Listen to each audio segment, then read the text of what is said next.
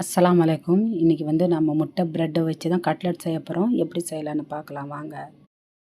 2 ப்ரெட்டை நினச்சிக்கிட்டு பிழிஞ்சிக்குங்க. 2 முட்டையை வேக வச்சு துருவிக்குங்க. சும்மா ப்ரெட்லேயே ரெசிபி போடுறேன்னு நினைக்காதீங்க. ஏன்னா இஃப்தியாரி நேரத்தில் இதுதான் ஈஸியாக இருக்குது செய்கிறதுக்கு. பார்க்குறவங்களுக்கும் ஈஸியாக இருக்கும் இது செய்கிறதுக்குன்னு தான் நான் இந்த மாதிரி ரெசிபி போடுறேன்.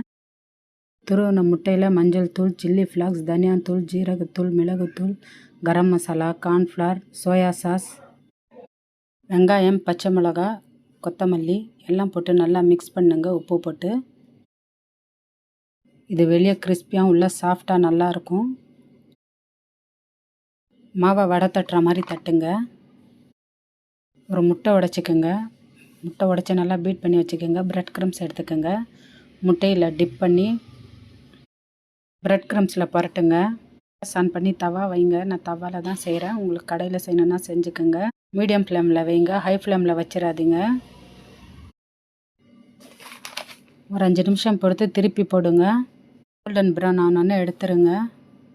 இன்னும் நிறைய ரெசிபி போடலான்னு தான் இருந்தேன். ஆனால் ரம்ஜான் மாதம் என்னால் முடியலை. இன்ஷா அல்லாஹ் அடுத்த வீடியோவில் பார்க்கலாம்.